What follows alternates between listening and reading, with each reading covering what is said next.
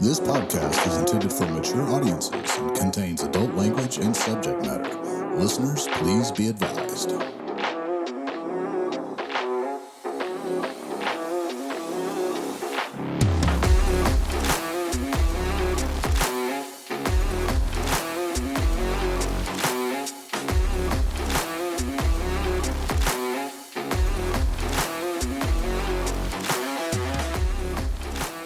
Welcome back to Drinking with Your Ex podcast. I am Bonnie Neal. And I am your death metal specialist counselor, Blake Thompson. What a hell of an introduction. And you are back to our next episode of Drinking with Your Ex. As you know, Blake and I have started this podcast because we are exes who dated back in the turn of the century.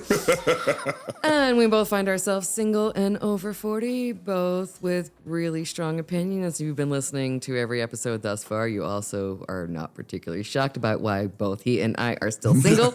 Let's just stop right there. None of you are shocked. None of you are shocked. Single. It's not a mystery. It's okay. It's all been revealed. There's no enigma. We're like, nope, get it. After the amount of episodes we've done, you know why. You do know why. Well, you're still single and over 40. And we just decided to share, our active neuroses with you. And also talk about, various different dating over 40 and relationship topics. We did date back in the turn of the century. And Blake has since become a licensed therapist. I had nothing to do with it. And I just have opinions. So she says. He's somewhat licensed expert, and we're just going to dive into this. So this podcast has 3 rules. Blake, what's the first rule? The first rule is each episode is inspired by a type of cocktail or alcohol related to this week's topic. Second rule is that we both get to introduce the other, thus engaging in the timeless edge play of having your ex introduce you to the world. While the other stares at them. Piercing stare of a maniac or love or hatred, kind of the same thing. Third rule is each one of us, based on today's topic, gets to ask the other an uncomfortable question that the other one must answer. Sometimes there's some frantic hand signals behind that, but no, we really don't let each other get out of it. And if one of us tries to get out of it, there's going to be, oh, I'm sorry, that wasn't uncomfortable enough. Here's a follow-up question on that. Follow-up, double down. You seem, nicely kind of chill around that. Unacceptable. So thank you for engaging in our emotional evisceration as a form of entertainment. We love you. No, to be real, this has been amazing. Honestly, the response to this podcast has just been so much fun. And we have so many great new topics and ideas based on responses we've gotten from listeners, both on Facebook, on LinkedIn, on Twitter, if Blake ever posts. And, just meeting people in public. We've had a couple, we had our first live event. Which was amazing. It was so good. For everybody that came out. In March, we're planning on have a lot more. But we do listen and we do respond. And please keep the information coming. Keep the topic ideas coming. You can reach us at info@drinkingwithyourx.com. It is spelled correctly in God's, Queen's, King's English as planned.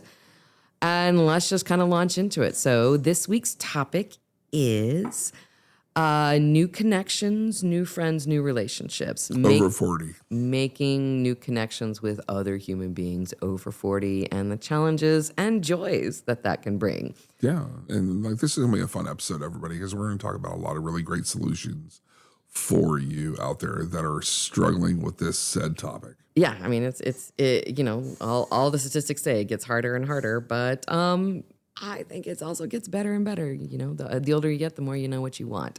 Which brings us to the number 1 rule. This week is inspired by Conundrum Red Wine. $17.99 at your local liquor store. Which is the exact amount of financial and emotional investment you want to make in any new relationship just to feel things out. Conundrum Red Wine. It's here for you. All right, so... all the ambivalence around that. Yes. All right. Second rule, Blake, we get to introduce each other. Do you want to go first? I am actually going to go first this time. And ladies and gentlemen, I owe Bonnie an apology from last week in last week's episode.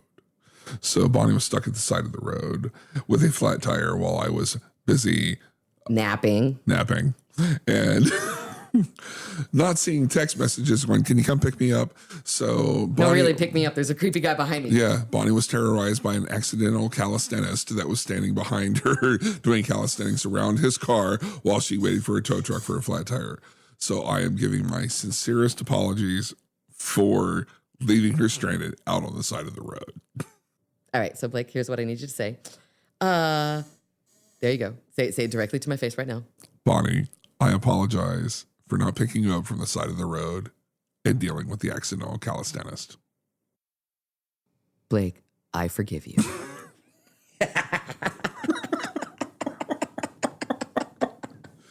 This is my ex, ladies and gentlemen, Bonnie Neal. I'm kind of like Jesus. Thanks for noticing. Kind of like Jesus. All right, ladies and gentlemen, this is Blake Matthew Thompson, my ex-boyfriend. That's the second time you've done the full name thing. What the fuck? I just want to make sure that all of you guys Google stalking him out there could be able to find the full record. But Blake Matthew Thompson, who will be turning 50 this June, and because his friends, colleagues, family members hate him this much, we are planning on throwing him a live wake in which he will be attending, but we will be mourning him as if he is dead.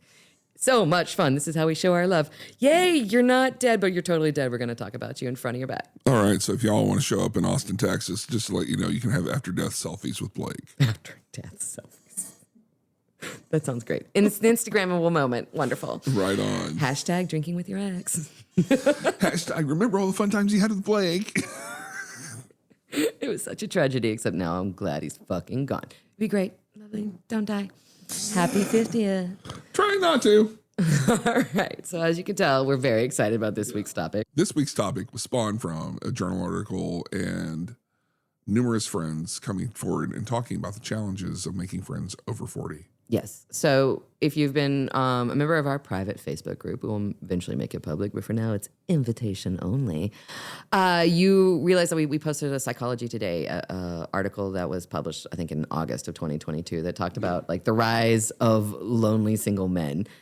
And it basically kind of discussed a recent kind of research that came out that's saying that, men over the, cishet men over the age of 40 were winding up being kind of overusers, 62% of the like dating app users, and not really connecting because they don't have any emotional intelligence skills, and women are not requiring emotionally connected whatsoever. Let's call this what this is. Right. And having no kind of real relationship skills, much less like romantic and dating ones. And we talked a lot about that, and really since we've gotten a lot of feedback, both in person and also over email, info@drinkingwithyourx.com. Keep it coming. We do read it.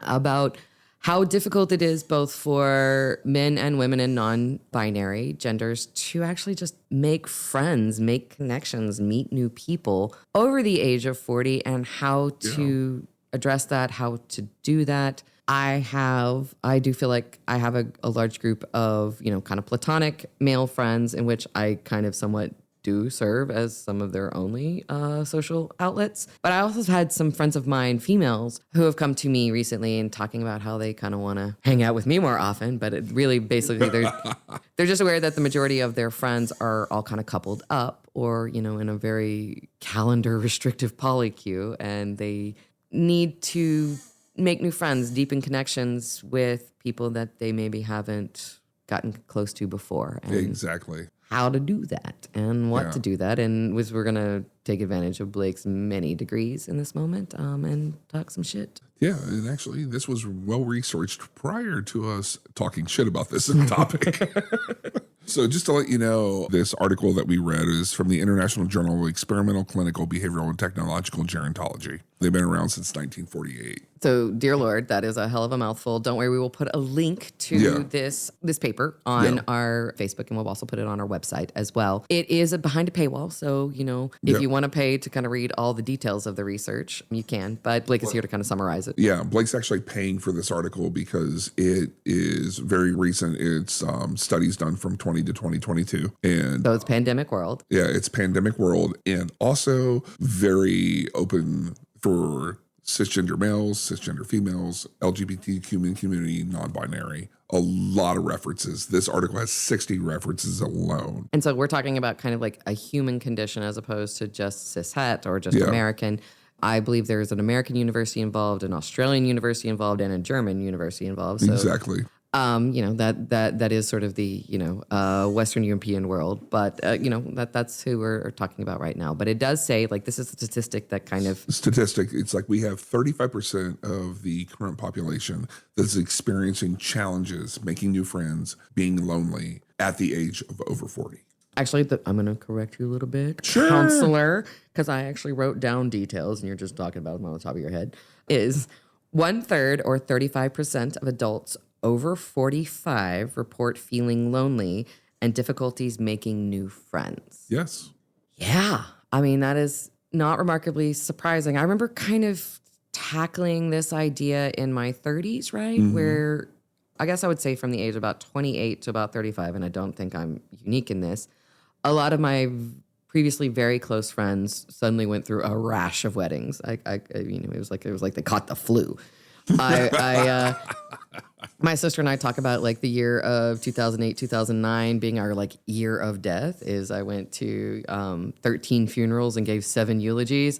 I would say like following that from 2010 to 2012, I was in 5 fucking weddings. Oh, Yeah. God. Dear Lord. I am so sorry. Oh, God. And if you knew how much I fucking hate weddings, you would know that was just like eating glass for me. But, there was just sort of like this complete coupling up and, having all of my, well, not all of mine, but a large majority of my very close friends go from an I to a we. It did make me question some of my life choices. It was sort of like watching some of my close friends basically just, take a detour. They exited a highway and went on a completely different one. And, as time went by, I saw them, just moving on a different life path than I was one. And it was scary and lonely.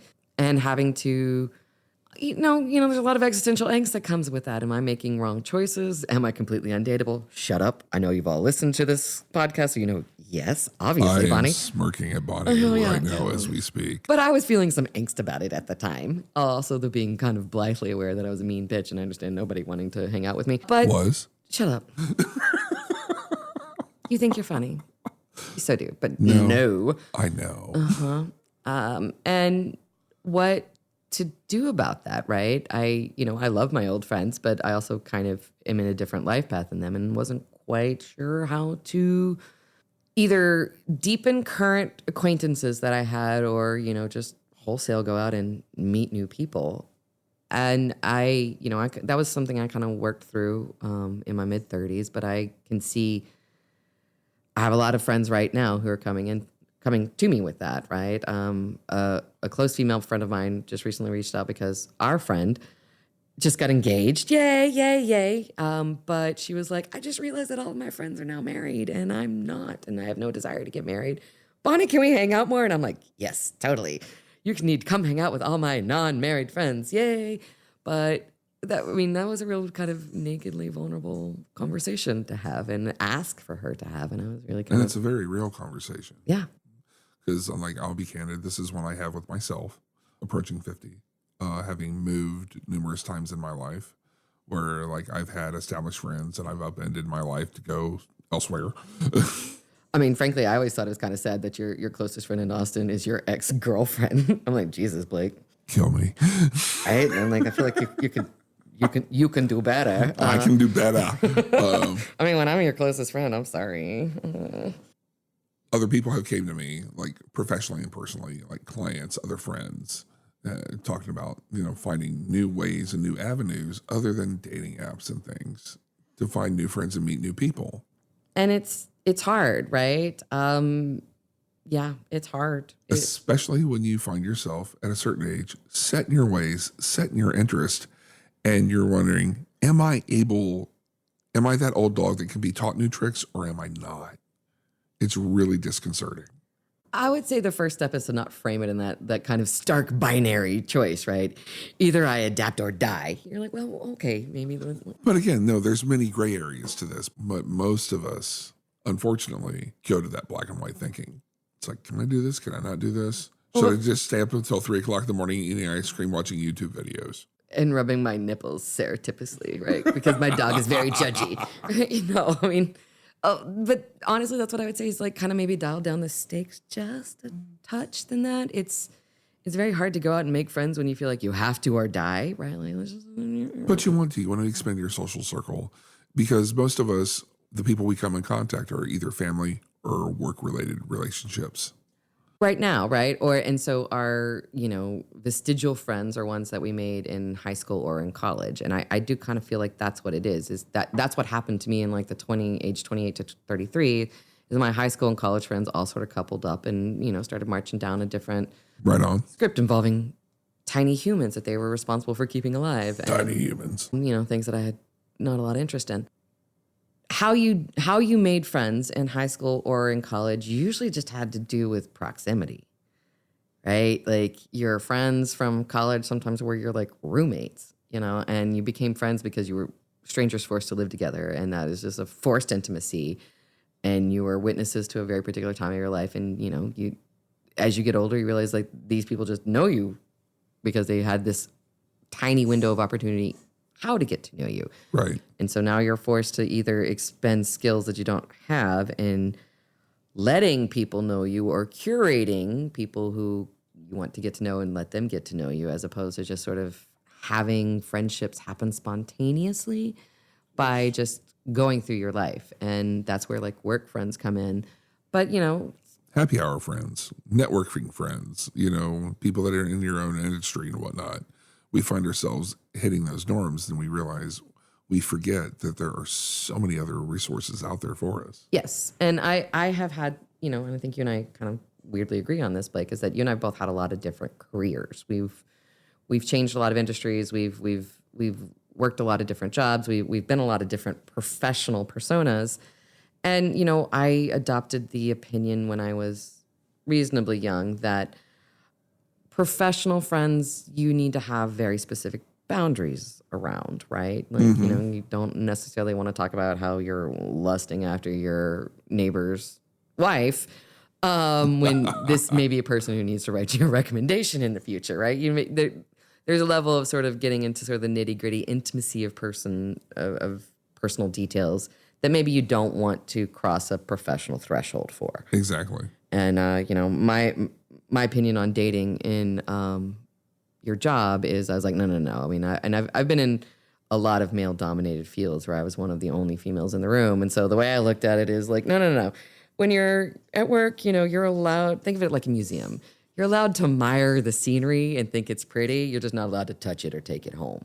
Yeah. And I, don't date professionally or people I work with professionally, even colleagues or even, Again, acquaintances that way. Like I was taught at a young age, don't shit where you eat, so to speak. I'm sure we've all heard that Well, and we were talking fun like statement before. that, Generation Z, the Zennials, they do. I remember reading, I mean, again, I can't really reference all of the statistics we're going to be quoting, but I'm going to try to. That something like 62% of them, find romantic relationships with their colleagues, the people that they work with. And I'm like, Well, it's changed quite a bit, and that's because, you have new careers, especially in the tech careers, as we were discussing earlier, where their life is their job. yes. They go to work. They're at work 8 to 12 hours a day. They're immersed. They don't have to leave their job because they have wonderful cafeterias. They have bars. They have clubs. They have snacks. They have games. They have snacks everywhere. Foosball, right? Yeah, So you're sitting there, and the next thing you know, you're sitting there like, hey, I work in accounting. Hey, I work in HR, and we're sitting there playing shuffleboard at 7:00 at night in our office lobby. because we have a work-life balance now. Yeah. But yes. Yeah, so within that scenario, I understand it, but I also recognize that, you're going to run into your 30s and then, hey, welcome to your 40s. Blake's about to tell us about what it's on the other side of 50, where you realize that maybe, dating at work's not the best of all ideas. And again, what I do for a living, I do not date at work. That seems illegal. You should not date your patients. Oh, no, I'm talking about my colleagues. Most of my colleagues view me as dad. They do. Because, again, most of my colleagues are much younger than I am and see me. It's like, here, I'm going to come into your office and sit down and have a talk. Okay, what's going on? I'm their therapist as well. So Thanks, Dad. But yes, I mean, if you guys know, I did go to a happy hour with some of Blake's colleagues, and they were some of the most beautiful, talented ladies under the age of 30. And I was like, yeah, Blake, you're the dad. I am the most harmless thing in the room at this situation, which is, God, wow, that's awesome. Sexy, except no. But it does, approach the idea about like, well, how do you meet people? How do you meet new friends? I feel like, the dating apps give you the idea of meeting new people being fairly easy, honestly, but it's all with a lot of ancillary expectations like sex and hookups and it doesn't have to be that. I mean, you can, again, we're in 2023. We can have platonic relationships with other human beings. I mean, we're over 40, so I feel like if we're not grown up enough for it now, we never will be. Yeah. And there are so many, like I said earlier, there's so many avenues that we can approach for making new friends, starting off with your general likes and interest. Okay, so this is something that you always have. If you're going to Google how to make friends over 40, this is the first thing they're going to say. This is the first advice that gets, spit out on Psychology Today and all its, clones is, find your interests and then go find others, right? The internet has made it possible for you to find your people. Your people do exist no matter what you're interested in. I will say that when I was in a bit of a professional rut, personal rut, needed to make a change but didn't know quite how, I did one of the truly nerdy professional things, but it was wonderful. It changed my life. I joined Toastmasters. I'm just saying it was awesome. I love those people. They changed my life. And they were just people I would have met. They were very encouraging, very positive. I got to get better at a skill I used to do in high school, which is public speaking. And I got to meet a lot of new people. And that was a gateway step that gave me courage to do other things I was interested in, like Burning Man and meeting burners and getting back into art and writing and the creative side of me. But, baby steps. Some of it is just showing up to a Toastmasters meeting. Some of it is just showing up to a meetup for, motorcycles. That's how you kind of made friends in Austin is Blake got back into motorcycles. Blake was in motorcycles before he got to Austin, and I've also sold them. So as we've all discussed. Yes, but you came to Austin not knowing really anybody but your former ex-girlfriend. And, you gravitated towards the motorcycle groups, right? The motorcycle, not clubs so much, because I know that means something different. In the but I mean, like going to the cruise ends, going up to the bike nights, things of that nature were great. And then also I started getting into my nerdy interest as well. What are nerdy interests? Are we talking about the rockabilly, psychobilly, goth girls? Is that what we're talking about? No, we're not talking about that. We're talking about the actual gaming part of it, part of the aspect. Because for a short period of time, like I was between jobs, and I decided, you know what? I wanted a complete throwaway fun job. And I got a job at Vigilante Gastropub. You loved that job. You really did. I loved that job. I mean, I get paid to go to work, give people awesome food, serve them booze, and teach them how to play games. Come on. That's amazing. So if you're not in a position where you could take up a second job of feeding and watering your fellow nerds, there's always meetups, there's always groups. And in some ways, okay, so walking cold into a meetup group where you're showing up yourself being like, hey, that is hard. I think you need to kind of give yourself a pat on the back. I call that PhD level socialization. It's hard, and you do feel like you're maybe in third grade again. And just keep in mind that everybody's feeling that. And if you're not alone in the room for being uncomfortable. And what I've learned about the people who will actually even just set up a meetup account, a meetup meeting, they are aware that everybody showing up has kind of limited social skills and is nervous as fuck, and that maybe they're reliving some very traumatizing junior high dance moments in their heads. But usually all of a sudden the theme to Breakfast Club starts playing as you walk in the room. You're like, oh God. My God, you're old. What a hell of a reference. But yes, you're catching on, old man. Just be kind to yourself, knowing that like if you feel nervous, so does everybody else. And don't be afraid to be nervous. I mean, just walk up and just remember you have social skills. You have professional skills. You can sit there. Hi, my name is so-and-so. I do this for a living. Or, hi, my name is so-and-so. I like to cross stitch. Do you like to cross stitch? This is a cross stitching meeting. Tell me how you got into cross stitching. Yes, if you want to know how to small talk, introduce yourself and then ask the other person about themselves. That's how you small talk. Prime example, I recently joined a Facebook group called the Austin Horror Society. Horror not Society. Austin Horror Society. That's an entirely different crowd. They're much more fun, but go ahead. Your opinion. So judgy. But they're a local group that goes to local horror conventions and goes sees premieres to opening horror movies. And same way with like, as you know, like I've been to the Nosferatu Festival where it's a vampire convention. And like I'm meeting like-minded people that are showing similar interest. All right. So for me, I like things to be quantified. You know, it's like patience, Bonnie. Yeah. How long does that take? So I have a therapist question for you, Blake. Shoot. And maybe it's a psychological question. How many times do you need to meet a person before there is an accepted or just sort of maybe natural, I don't know, familiarity where you get past the newness of strangers and you feel like we know each other? Because I don't believe in first impressions, which is the strangest thing considering I'm in sales for a living, dear Lord. But I don't make the best of all first impressions. I really don't trust people who like me on a first impression because I'm an acquired taste. I get better once you know me. Personally, it's hard to quantify. Like for me. Okay. Because let's be honest, anybody that's met me knows that I have no problem walking up to people going, hi. Yes. Well, I mean, so. Yeah. But I'm not into your like personal experience because you have like a Blake twinkle.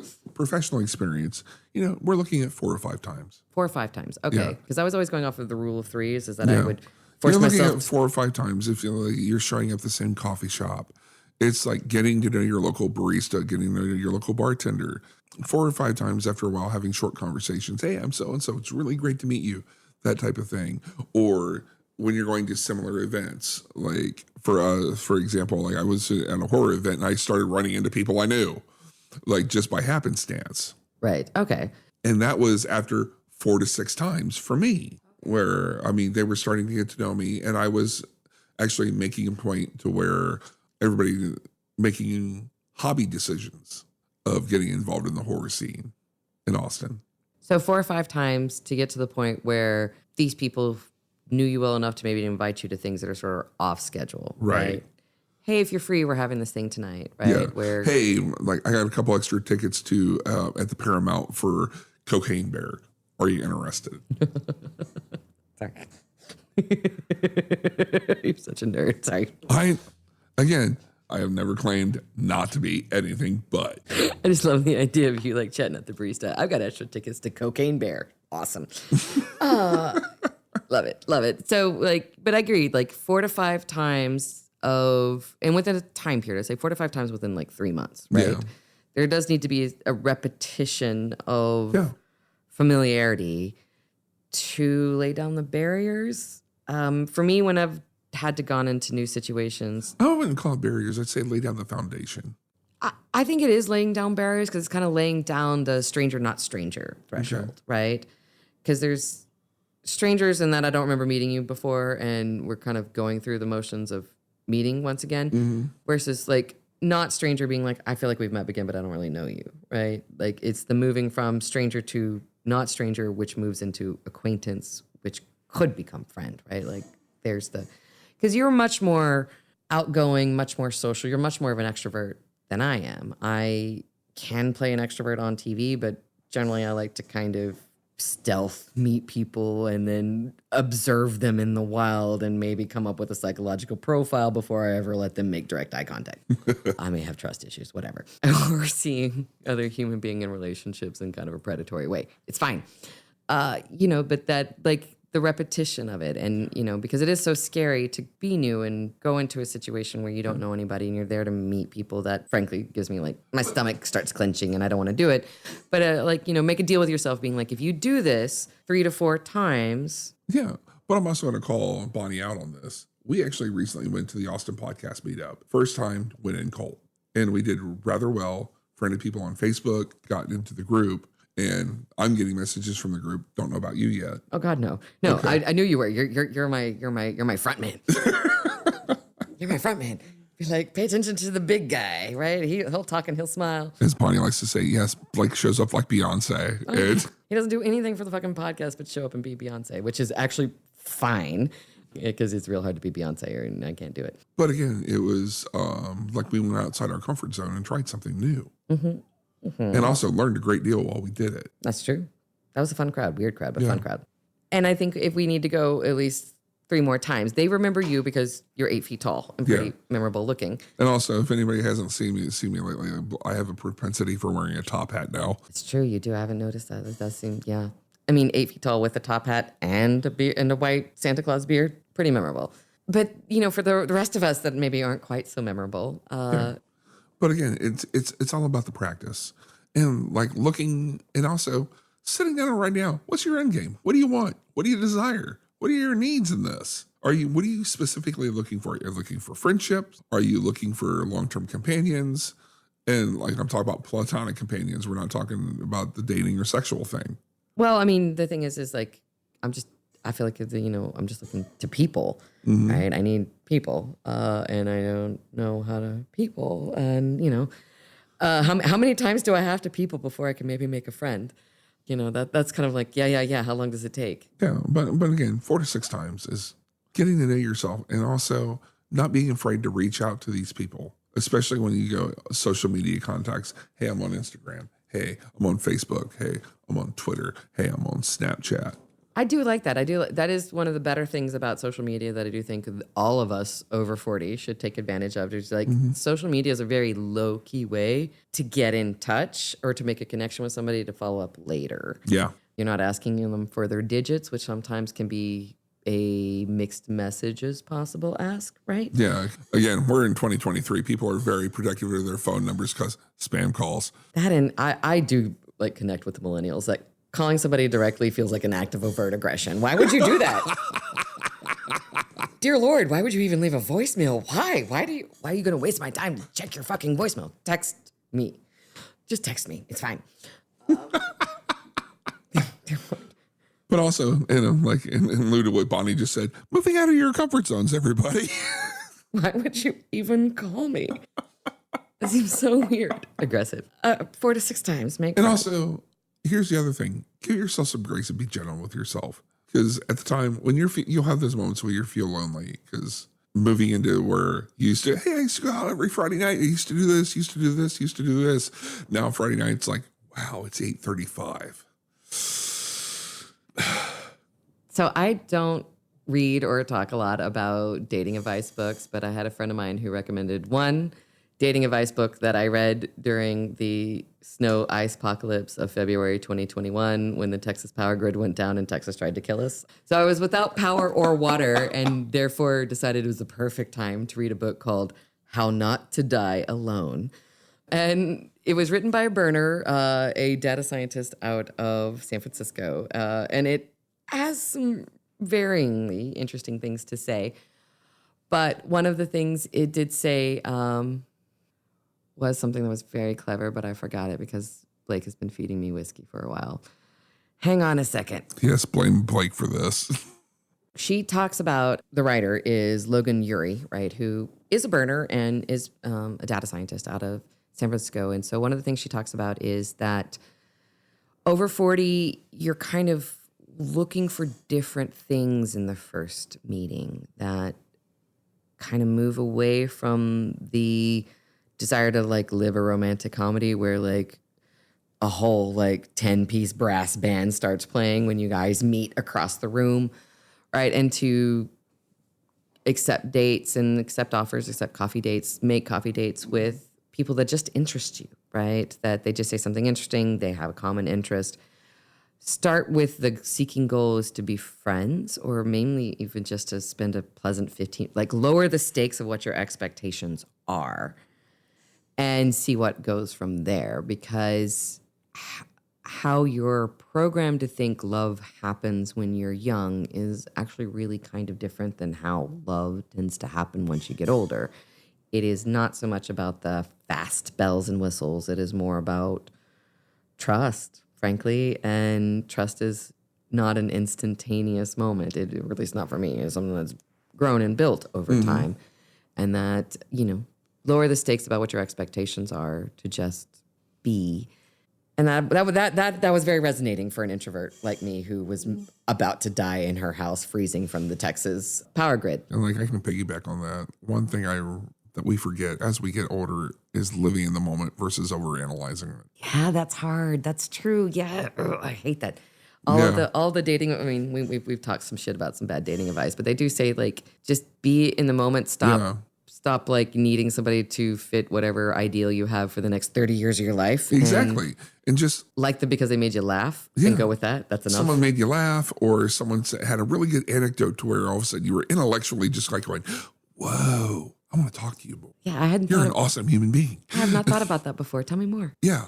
And just step off that ledge and fly for a minute. Not sit there and go, oh my God, is this person accepting me? Do they realize that I'm trying to rub my nose and not look really overly conspicuous? What am I doing? What am I doing? What am I doing? Just take a moment and be you and be in the moment. All right. So you just said fly. I just want to point out falling feels like flying for a little while. And what you're saying is trying to get out of your own anxiety of your self-consciousness, right? Yeah. And also acknowledge that you're having the anxiety. Yes, I have found that to be actually very disarming because, if you've listened to this podcast, you realize that I have a bit of a reputation of being kind of an impenetrable wall at times. And it doesn't sometimes occur to people that I get nervous and that it has been wildly a disarming thing to point out to people that I am nervous, even if I'm not visibly showing it. Saying that like, well, kind of going to that meetup. I think I did tell the organizer, the podcast organizer, like this is anxiety inducing. This is a nervous thing to come here because we're really kind of newbies at this whole podcasting and we're just making it up as we go along. And you guys, didn't want to come. You did. Yeah. And you're not giving yourself enough credit right now because one thing that you asked me, like, would you mind letting me introduce us? I did. That's true. Well, I like to public speak. But again, that was your practice, breaking the ice for you and also moving out of your comfort zone. Engaging with new people. New people. They're scary. Do they smell weird? New people. Yes. Yes. Yes. But yes. Okay. I want to argue with you about your compliment. We're going to sit here and take it because I'm growing as a human. Fuck off, Blake. Back to it. But so to try to universalize what you just said is that, yes, I find first impressions or the need to make a positive first impression very anxiety-inducing. So some way to do that is to try to find moments in which you can maybe control it, which is to introduce yourself, to introduce the posse that you're rolling with, to try to get ahead of the Blake Twinkle taking over the world and being like, yeah, I'm part of this too. He's not only the nice one. But also realizing if you're doing it like a meetup or going to a common interest group, no, you already all have something in common. Something is drawing you together. Even if it's a room full of strangers, you have something in common already. And that is what you talk about, right? That is the key to small talk is that you talk about what you already obviously have in common. It's like, let it be horror movies. Let it be like you go to the park and you go, hey, there's this community gardening event that I go to. Like we're trying like composting today. And that's an interest. You can sit there and talk about that. Then you can talk about other things. How'd you get into this? And then there's a funny anecdote involved and you go from there. Well, that's just it. It's like that's how you start small talk is you say, so what made you come here? There you go. Exactly. What brought you here tonight? Have you always been interested in gardening? Right. There you go. Just these easy questions. In my new role for my new position that I have, like I actually do this for clients where take them to places where they can meet like-minded people with their interest. Elaborate a little bit on that, right? Well, like for example, like I had a small group of clients that are gamers and they are isolated because of their disability. And I was able to take them to Dragon's Lair. By the way, Dragon's Lair is awesome if you're in mid-Austin. Fantastic gaming and comic book store. Yeah, gaming and comic book store. Yes. There's a Magic Gathering game happening at all times. Exactly. But we were able to take them on a Tuesday afternoon and they got to meet a bunch of different people and make connections with other individuals with their same interest. And that is the key, is to just start small. Yeah. And then repeat it. I actually kind of think that's what it is. I don't try to like close the goddamn deal on the first impression. That's anxiety inducing to me. It's to just try to make one small connection on the first meeting and then show up again next week and make another same small connection on the second week and then do it again. But I think it does involve actual humanity. You have to get out of your house. You have to get out from behind the computer. You have to get out from your phone. You're stepping away from your comfort zone. You got to step out and be a real life human. And being afraid, stone cold okay. Everybody else is. Again, when you look at yourself now, like making friends when you were kids, it was easy because you were surrounded by a herd. Well, and there's like 5 of you who all live on the same block. Therefore, you're all playing together, right? Proximity used to be the substitute for intimacy for all of these skills because you were just around each other. But now it's like you're looking for people specifically that are geared to you. It's you see that person that's out there and goes, hey, they're doing the same thing I'm doing. And there's tons of meetups that are available. You sit there, you get on Facebook, you get on Eventbrite, you get on Bands Today, like if you're into music, and you start going to venues. Mm-hmm. And this is where bartenders and bouncers are useful because they will remember you. It's their job to remember you, and they will. And their job is to also be polite and friendly. So you know what? Be polite and friendly back. They will remember you. Yeah. I found my home at Come and Take It Live where I know the bouncers and bartenders. It's like, I walk up to the bar now and it's like, all of a sudden, Mr. Thompson, glad to see you back, sliding a cider across to me. That's kind of cool. But also just sitting there and also having a conversation, not just about that part of the relationship, but about the music that's about to be performed and the band that's about to play. Getting to talk to a person that works there because they're passionate about where they work because they get to see all the cool stuff. And you get to connect with them based off that cool stuff. Connect with them about their own passion. Yeah. Right. Yeah. These are the basic 101 skills that they're hard. I mean, you do have the Blake Twinkle, so it's hard to replicate the Blake Twinkle in public. So I want to like dial down everybody else's expectations. What is easier for Blake is not so much You easier keep for the saying rest the of us. Blake Twinkle. What is that? Do I need to replay our entire podcast episode about flirting? Do I need to just play that back for you? No, you don't. All right. Are you gonna pretend like, oh, I have no idea, Bonnie? Tell me more about how Blake Twinkly I am. I don't know what you're talking about. Here, let me fan. Yeah. Oh wait, my hair's already perfect. All right, Never all right. mind. Okay, so we're over your false modesty. Let's move on. You know exactly what I'm talking about. I do. It takes practice. And sitting there and looking at your anxiety and going, okay, I want to move out of my comfort zone.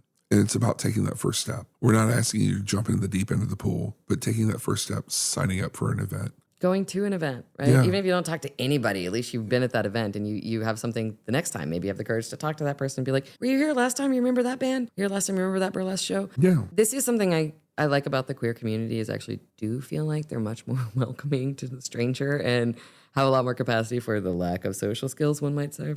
I love this about the burners, right? Because, you know, if you watch all the Instagram pictures from Burning Man, it does seem like it's just filled with wall-to-wall, beautiful, wonderful models and really cool-looking, somewhat shady guys.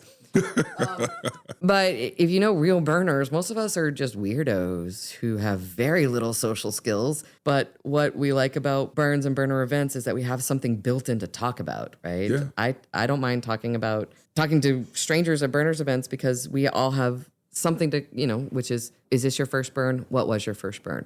Bam. And that's almost an instant conversation because I do compare burners to evangelical Christians because we all have some sort of born again story to tell. What was your first burn? There you go. And it's just an automatic conversation. Yeah, especially when like seasoned burners, when they walk into a burn and someone says, welcome home. And then all of a sudden you watch them melt. Yeah. Yeah. And we're not, trust me, very less of us are the Instagram models. More of us are just kind of the socially awkward weirdos. So speaking of socially awkward, I think we're coming up around that time for awkward, uncomfortable questions. Oh, God. Yeah. All right. Okay. Yeah. All right. So I have kind of an uncomfortable question for you. This is my happy face. This is your happy face. So is there a social circle that you've wanted to get into, but you have failed to do so? Yes. Yes, let me see if I can say this out loud. In the burner scene, there are a lot of different kinds of people. There's a lot of different kinds of participants, a lot of different kinds of artists, a lot of different kinds of volunteers. I am wildly intimidated by people who can build things with their hands. I am a writer, right? I do words, and writing is a very solitary pursuit. And I'm wildly clumsy. I've been clumsy my entire life. I was a danger to myself and others in New York City because I was constantly tripping down subway stairs and falling on groups of people. You know, me and power tools, I feel like this is how Bonnie dies or loses an eye. I'm intimidated by power tools. I'm intimidated by people who are very manually gifted. And there are a lot of those in the burner community, and a lot of them are my friends. They're just astonishingly talented artists who can build and make anything. And even if they don't know how to build and make anything, they can kind of sit down and play around with power tools and stuff and just sort of make it fucking happen and figure it out. And I can't hang with them. I want to. I like them. I'm friends with them, some of them. But when they kind of get together and do this sort of like closed circuit conversation unit where they talk about angle grinders and pulleys and physics and shit, and I'm like, I'm gonna go because this feels weird. Because I don't know, and I'm too scared to learn because I really am scared of losing a finger. I have nobody really believes me when I say I'm clumsy, and then I just want to download to them all the various different times I almost died living in New York City through just sheer clumsiness. And I'm like, I don't want to go this way. And I get intimidated by how open they are to learning new things and just the ease they have with their manual dexterity and their sheer creativity. And so sometimes I get dragged kicking and screaming into those circles by some of my friends. And sometimes I see that circle happening and I just walk away and go hang out with my wordy, nerdy introverts in the corner where we just talk about how awesome they are. And then we like share weird articles we've read on the internet with each other. That's what I do. But you're still finding connection with people. Yes, I am. But you're still finding connection with people, and you're still connected to those people that are building. From afar, I'm an admirer from afar.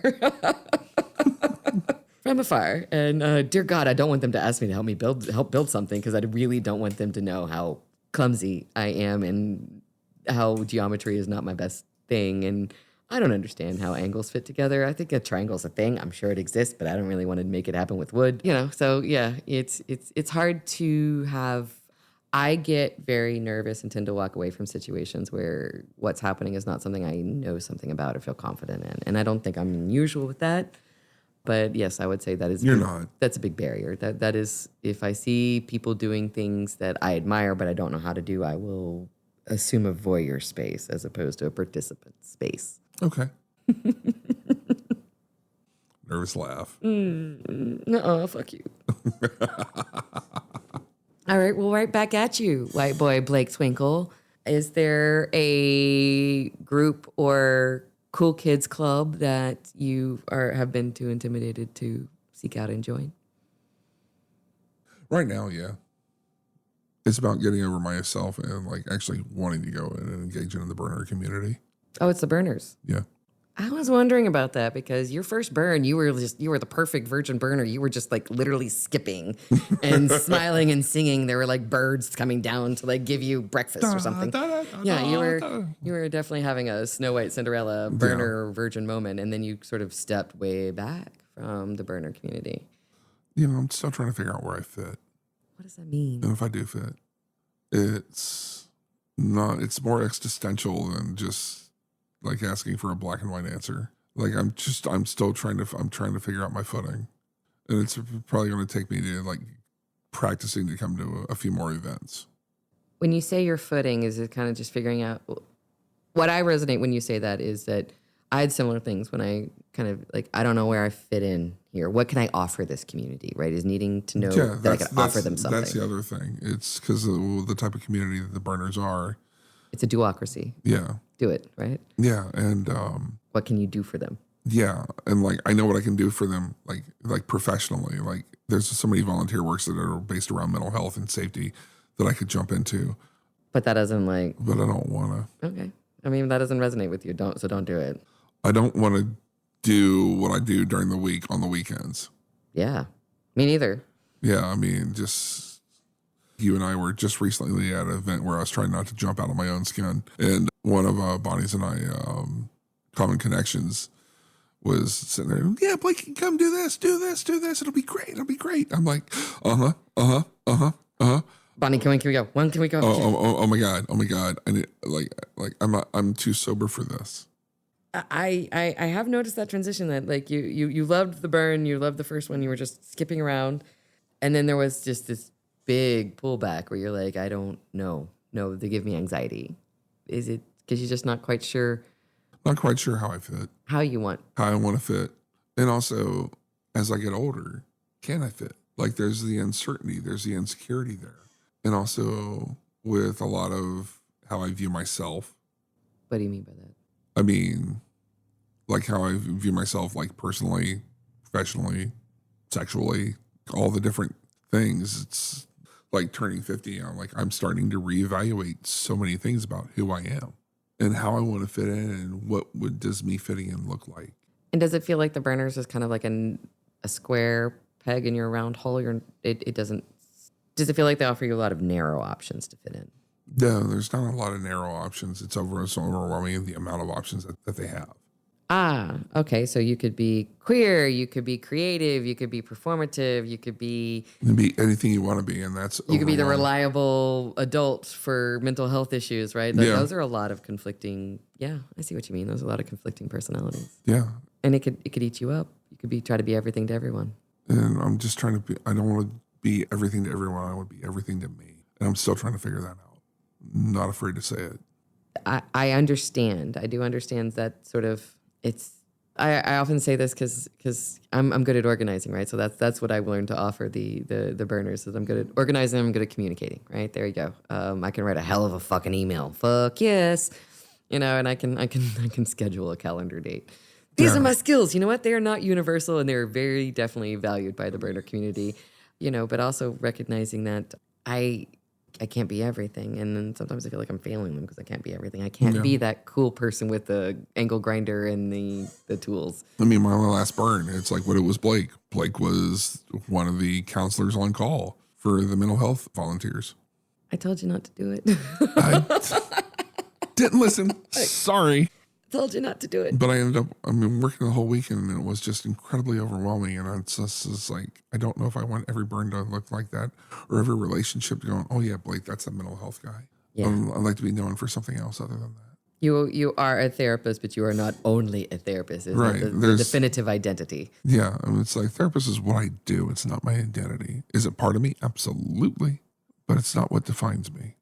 Oh yeah, if I was considered the banker of the burners, I don't know if I would stick around. I don't like being a banker enough to do it in all times.